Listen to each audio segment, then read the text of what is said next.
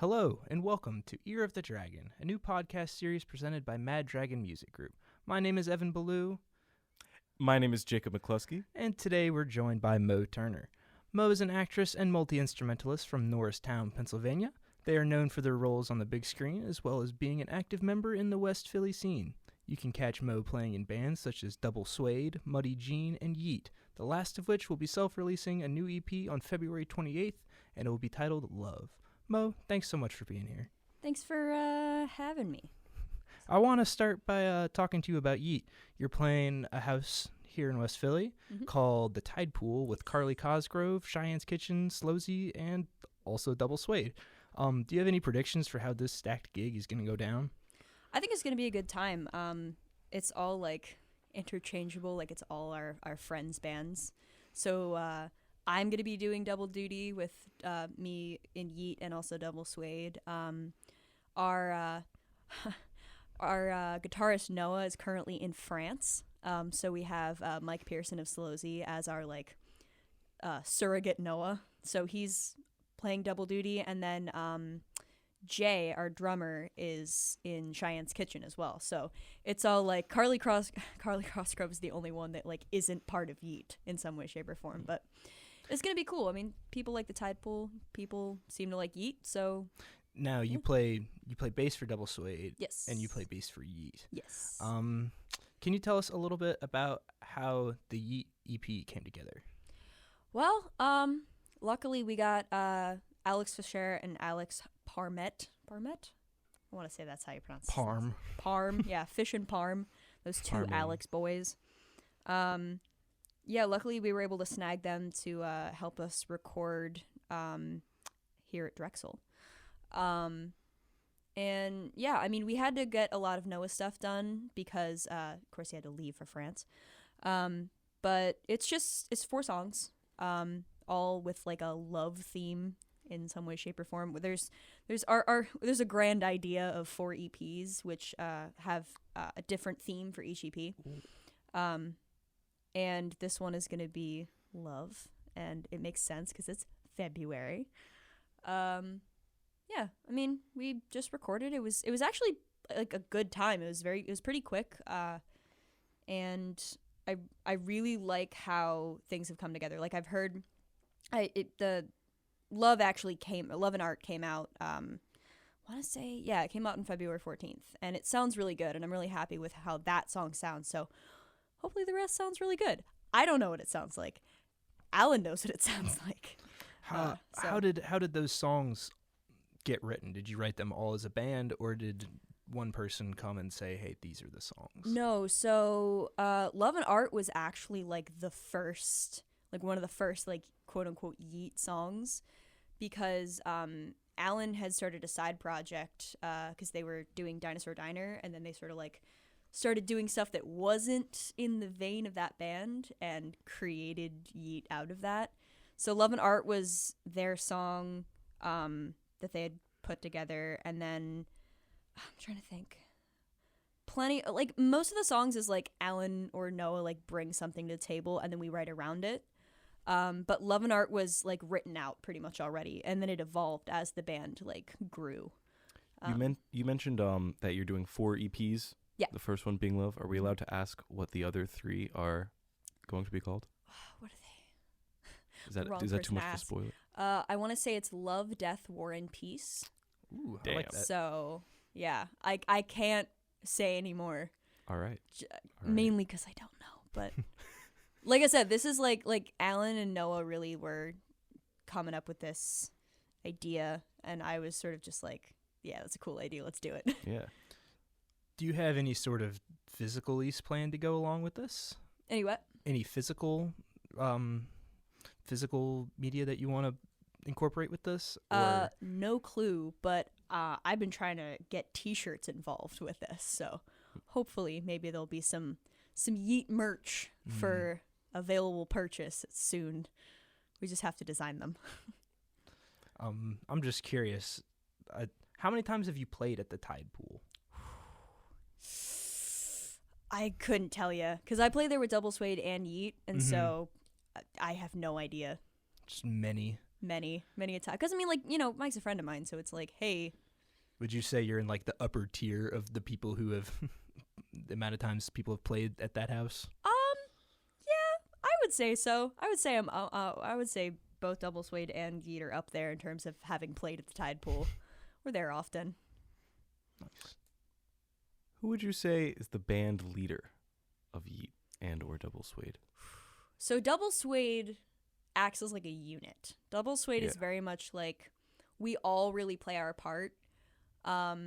Creatively, in terms of booking, it's more me and our guitarist Eric, because our drummer Patrick is like, he's in school for like a science thing, so he doesn't really like music is like a separate world for him, I guess.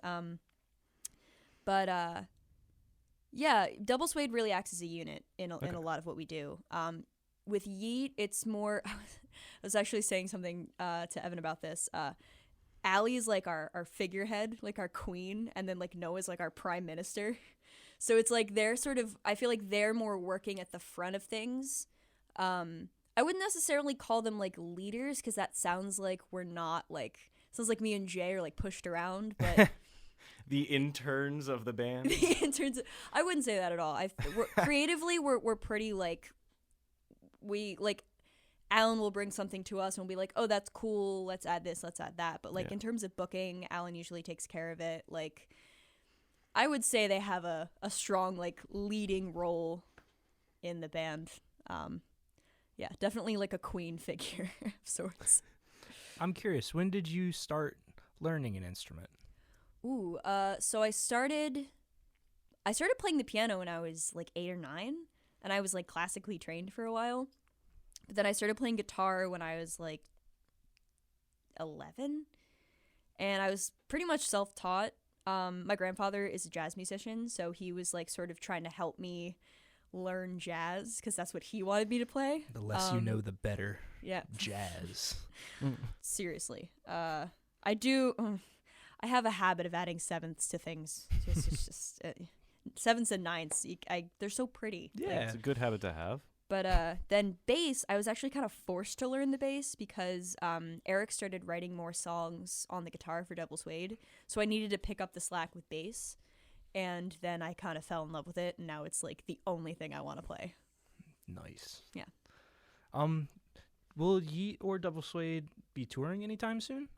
Yeet, I have no idea. We might try to work something out for this summer. It depends. We haven't really like discussed it, but Double Suede is definitely trying to put together a tour end of July, beginning of August. We're going to try to go down south, see what's going on there, go up north, see what's going on there. There will be a Philly and New Jersey show, so, you know, that'll be pretty cool. It's going to be Double Suede's first tour. Nice. So we're going to camp. It's going to be great.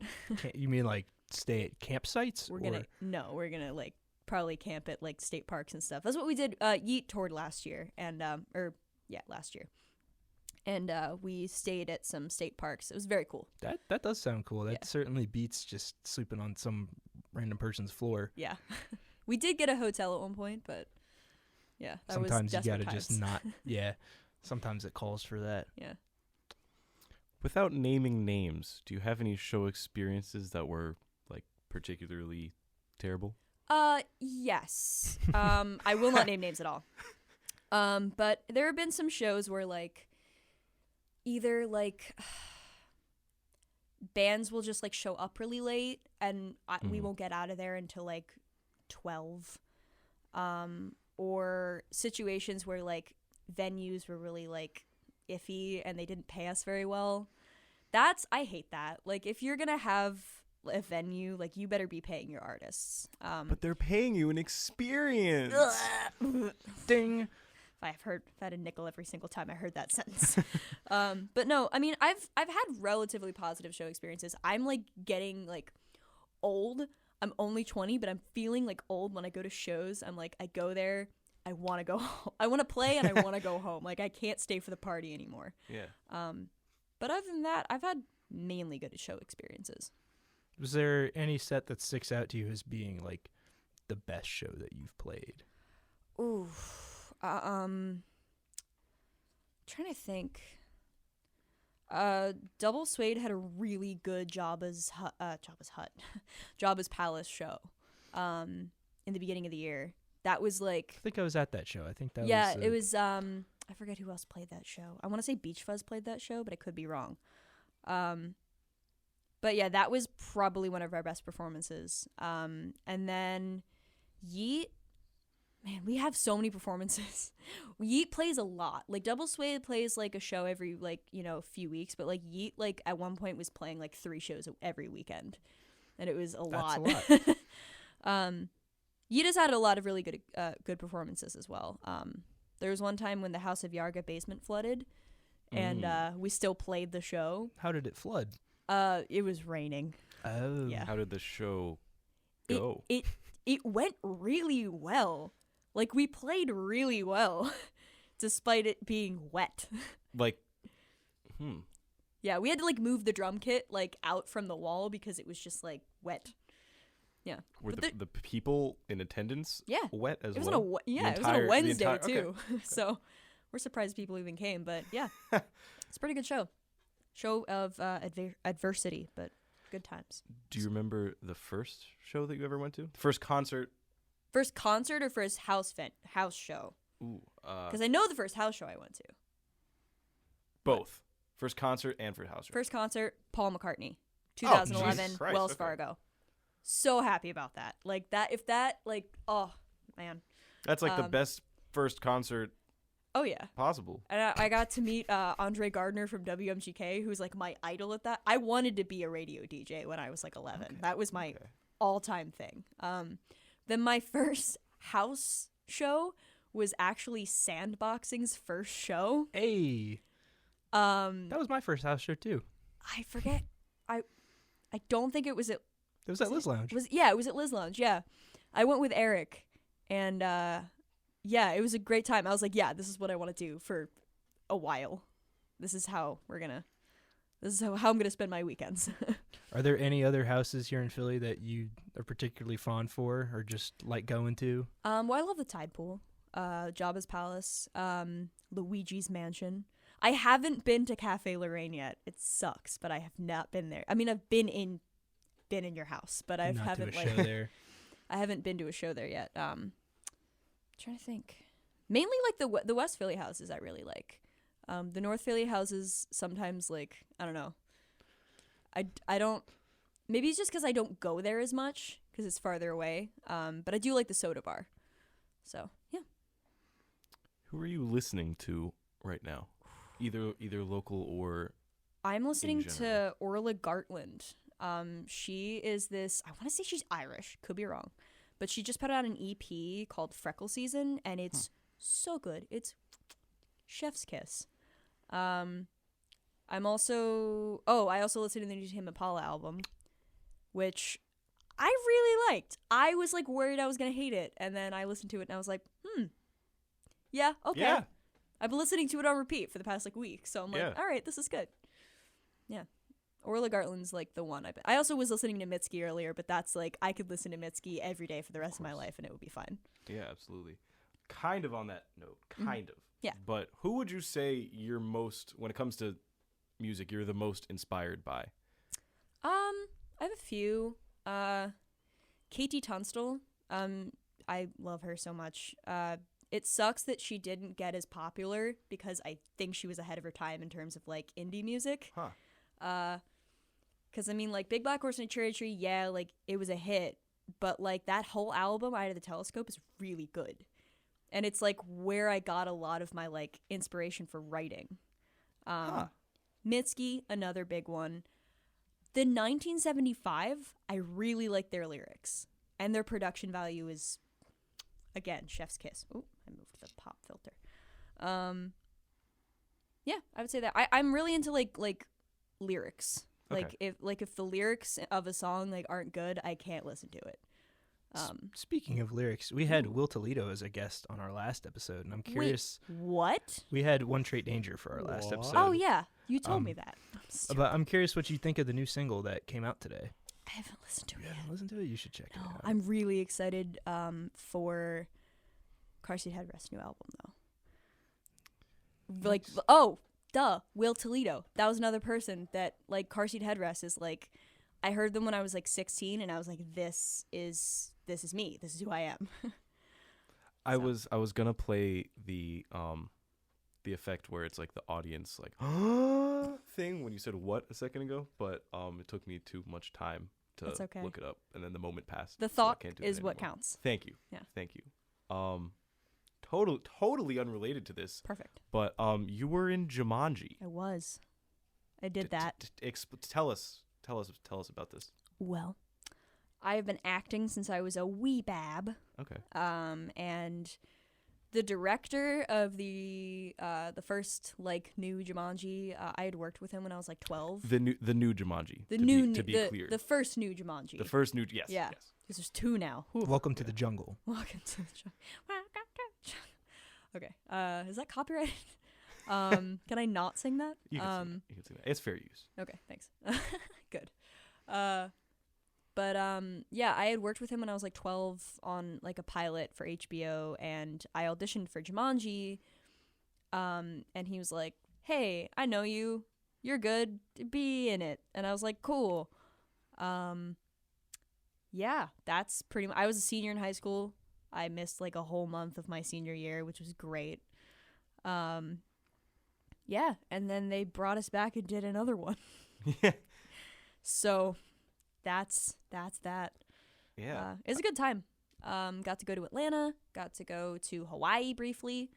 And hopefully maybe there will be another one because I have a 3-movie contract with Sony. So hopefully there's another one. So I'm curious what it's like being an actor based out of Philly as opposed to living in LA or New York or something. It's definitely more difficult because, like, when I have an audition, like, I have to kind of cancel my plans for that whole day.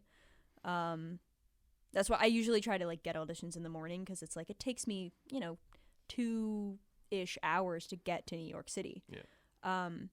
But I prefer not living in, like, an actor's city, because I don't know, I like to remain separate from it because it's like, yeah, it's my job and it's like my first passion, but music is also my passion, and so, like, I think it's more important that I'm here for shows because I can't lug my gear 2 hours away to play in Philadelphia. I'd rather lug my body 2 hours away to do an audition. Yeah. So yeah, and plus Philly is exponentially cheaper. I'm not gonna live. I'm gonna get like a $2,000 like shoebox apartment in New York City when here I can have an entire house. Yeah. So absolutely. Yeah. So your character's name is Martha. Yes. In Jumanji. Yeah. So when you met Dwayne "The Rock" Johnson, yeah, did he introduce himself as Dwayne, or did he introduce himself as The Rock? He didn't really introduce himself. Okay. Rude. He just came up to me and said, because I didn't meet him the first time. I met him in a reading for the second one. Okay. So, because people kept asking me, like, did you meet The Rock? And I was like, no. And when I finally met him, I was like, thank God, I can say yes. Yeah. The Rock. But he just sort of said, like, hi, how are you? And I was like, hi, how are you? And he gave me a hug, and then he, like, went off and did his own thing. And I was like, cool. How big are his biceps? Like, his arms are the size of me. Like, it's ridiculous. I'm like, how can this man be this big? Do you have any funny or interesting anecdotes from the set? Oh, man. So one of the, we were doing stuff for, like, you have to do promos for movie theaters and stuff. Mm. So they're like, oh, like, I'm Morgan Turner and I'm on the set of Jumanji and, go to regal.com for whatever. Like, it's stuff like that. And the cameraman that was doing that had, like, tiny, like, hands, like the little hands you put on your fingers and, like, wave around. And I kept looking at them and I was like, those are awesome. And he's like, do you want them? I was like, are you giving them to me? So then I just started, like, terrorizing, like, the other actors with the tiny hands. Yeah. We were on set for 14 hours. I was really spaced out. Yeah. So. Are there any actors that you've worked with who have surprised you after getting to know them? I would say Alex Wolff. Okay. Because, like, we didn't get along when we first, like, did the first Jumanji. And then, like, the second one, I don't know. We sort of settled our differences, and we're like, you're cool, I'm cool, let's do this. So, but like in terms of personality, like surprising, like I have no expectations with anybody that I meet. I'm like, let's see what happens. But Alex was definitely like, I'm glad that we, we're chill. Yeah. We were good. Did you ever talk to Alex about Hereditary? No. Did you talk to him about the Naked Brothers Band? No. I didn't want to bring up either of those things because I thought they were going to like trigger him like dramatically. He talked about it. He put something on his Instagram like, hey, don't do the noise. I hate it. It freaks me out. And I was like, well, yeah. Understandably so. Yeah. So, excluding Jumanji, what films have you worked on that stand out to you as being particularly fun experiences?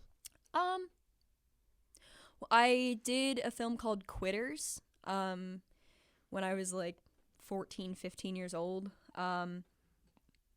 Excuse me. And I got to go to San Francisco for that for like Nice. 2 months. And that was really cool because it was like a coming of age story, and I was around like another person my age, like other people my age, which never happened because I was always around adults for all the other films that I did. So yeah, that was really cool. And I got to go to San Francisco, which is a cool place. And the director was like 26 at the time, so like everybody was younger. And it was nice to sort of like just vibe with everybody. So yeah. Yeah, absolutely. That was my favorite. Are there any other upcoming projects that you're particularly excited about that you can talk to us Haha. about? Nope. All right. It's pilot All right. season Next right now. question. Okay, so it's pilot season right now, which means that like I'm doing a lot of auditions, but Mhm. I have not done anything besides Jumanji since Jumanji. The industry is like changing a lot. Like there's a Yeah. lot going on. So because they're trying to, weed out all of like the, bad white boys that have been terrorizing the industry for decades since it's existed. And so that's going on right now. So Hollywood is, there's just a lot of shifting things happening right now. So I'm not necessarily always what they're looking for. But hopefully my time will come. I got to get an A24 movie so I can like get into, because that's what I want to do. I don't want to do like big corporation things, even though that's who I'm currently financially tied to. I'd rather do like A24, like smaller indie films, things that aren't necessarily going to theaters, things that are going to like Tribeca or TIFF, like smaller film festivals. How would you say that the transition that you're talking about has affected you as an actress? Oh, it makes me sad. It is frustrating. Like it does give me a lot of time to do music, which I love, but it's also kind of frustrating because this is what I've been doing my whole life. And so this sort of dry spell is like, oh, like what am I doing wrong? But it's not. It's just waiting it out. Yeah. Only like the top 1% of actors actually become famous. So just trying to get that paycheck so I can pay my rent. That's what I'm trying to do. So you talked a little about like being in the audition season. Yeah. Is there like any insight you could give as to like, I guess the culture of aggressive auditioning? Ooh. Don't take, like, for like young actors out there, I would say don't take like 3 auditions in one day, because like that can happen sometimes. Like I got back. I went to Vegas for my friend's birthday. It was a great time. And as soon as I got back, I had like 3 auditions I had to do. That's what I was doing this morning. I was like filming an audition. So like, and it's tiring, and you want to put yourself out there as much as possible so that like somebody will see you, somebody will pick you up, somebody will call you back. But like, I would say like try not to tire yourself out, because then your acting's gonna suck. That used to happen to me when I was younger, because like pilot season would be like really busy and I wouldn't be in school for like a whole week because I would just have auditions. And it makes you tired, and it makes you like not focus on things as much. So like picking quality projects and like discarding the ones that you're like, there's no reason for this. Being picky. Now, if you had to decide between making music your art form or making acting your art form, which would you choose? I would choose both. There's no way to choose. Like, There's I no literally way? can't choose. I've been asked that question before, and I'm like, I'm trying to be Donald Glover. I know I'll never be as good as him, but I want to do everything. So Yeah. What would you say as far as like the I'm sure there's a lot of, I might be wrong, but I feel like there's a lot of parallels between the film industry and the music industry, but Oh, then of there's a course. lot of things that are not parallel at all. What would you say are like the biggest differences that you've found navigating both of them? biggest differences, it's a lot easier to do music by yourself. Like, you can just make music in your bedroom, put it on the internet, and someone, will find, like King Princess. King Princess, like, posted something, and then Harry Styles, like, retweeted it, and now she's famous, Yeah. Whereas acting, like, it's really important that you have representation. Like, yeah, you can go to open calls, but, like, it's gonna be harder for you to get anywhere if you're not, like, in the union, if you're not, like doing what everybody else is doing. Whereas, like, music, I feel like it's a little bit more individualistic, where it's like you can, hook up weird pedals to, a blender and become famous because someone thought it was cool. Yeah. Whereas, like, acting, if you're just sitting at home, like, sending audition tapes to random producers, like, there's very little chance you're gonna get seen. Yeah. So Yeah, that makes a lot I of think sense. that's the biggest difference. Yeah. So as far as the rest of 2020, Ooh. what else do you have in store? Well, I know that's a broad question. Double Suede tour, Yeet EP, recording more Yeet stuff. My album, I go under the name Blue Jean. Don't look it up yet because my SoundCloud is trash.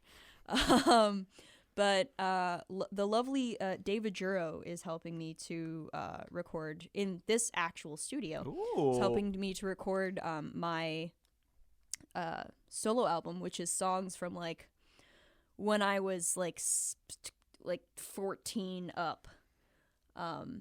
All old stuff. I didn't write any new things for this because I was like, Wow. I want to get all of my old things out into Yeah. the world. That's pretty much what I had planned. Is that mainly music that music. you've been holding on to that you haven't put out yet? Or is that the kind of Yes. stuff where it's like you put it out and then you're like, wait, this deserves better. Let me re-record it. Some of them it was literally just like me with an acoustic guitar, like, in my bathroom at 2:00 in the morning. So A mood. yeah, very much a mood. So some of them are things I need to re-record, except better. And then other things are songs that have never seen the light of day that I think deserve to. Yeah. So, yeah. That's incredible. Do you have anything else planned, like trips or anything, or? Well, tour, of course. Trips. Oh, I'm doing. I don't know if I can say that I'm doing that. Never mind. Ooh. Sorry. What am I doing? Probably going to the beach. Nice. I'm going to Duck in the Outer Banks. Duck, North Carolina? Yeah. Hell yeah. I went there last year too. It was great. You should go to Duck Donuts. We did go to Duck Donuts. Donuts are They're beautiful. so good. All right. Yeah, that's all I can think of at the current moment. Well, I think we're gonna wrap up soon, but I've got some rapid fire questions for you. Cool. Just answer them as quickly as you can. As quickly as my brain cells will let me. All right, let's go. Who is your first favorite band? The Beatles. What is your favorite film of 2019? Marriage Story. Who's your favorite director? Edgar Wright. What's your all-time favorite film? 10 Things I Hate About You. Don't judge me. What's your favorite stage production? Rent. Musical. Rent. Actually, wait. That's what it is. I haven't seen Dear Evan Hansen, but it's probably my favorite. I love the Okay. music from it. So, Yeah. Favorite flavor of ice cream? mint chocolate chip. Favorite season? Fall. Do you have any Good choice. pets? Yes. I Can you have, tell us about your yeah, pets? I have 2 dogs and a cat. Nice. My dog's names are Goober and Princess, and my cat's name is Fiddles, and she is thick. She's fat. This next question is submitted by one of our viewers, Mario. Would you hug a dragon if given the opportunity? It depends on from what universe the dragon is from. Like Game of Thrones, no. Incredible answer. But like oh my Dragon God. Tales, absolutely. Yeah. Puff the Magic Dragon, I'd have to think about it. Yeah. Who's your biggest role model? That's a rapid fire question? Yes. Are you kidding me? My biggest role model in life, my mom. My biggest role model in music, Will Toledo. What's your social security number? Uh, Okay. Follow-up question. What's your go-to Taco Bell order? Crunchwrap Supreme, but with beans because I'm vegetarian. How do you make substitutions at Taco Bell? This is multiple times people have said. Because you just say I want it with beans. My friend's boyfriend told me he was working there and he was like, you can get things with beans. And I was like, I didn't know that. Crazy. All right, last one. If you had to listen to one band's discography for the rest of your life, whose music would you choose?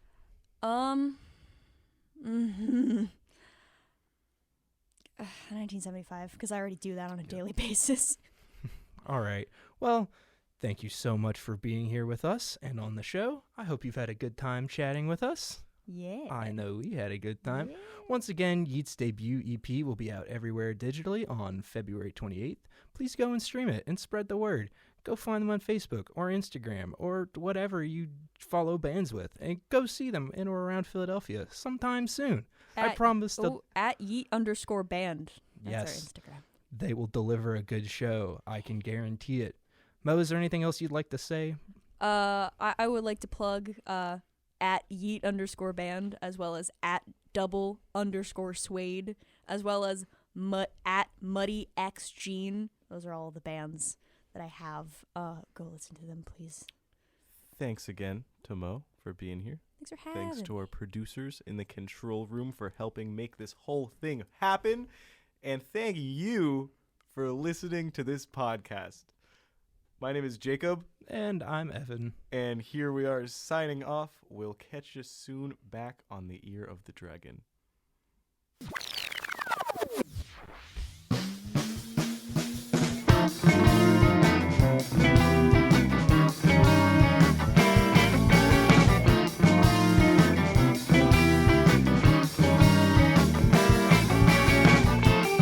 You took the torch from the last one.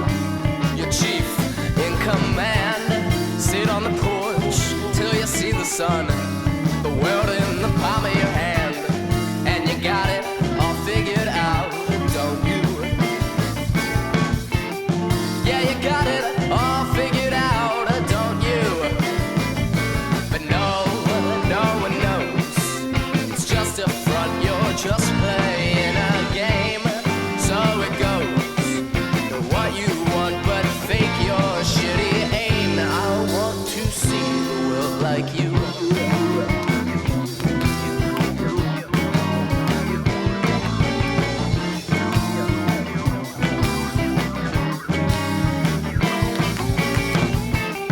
Know when to fight when it feels right.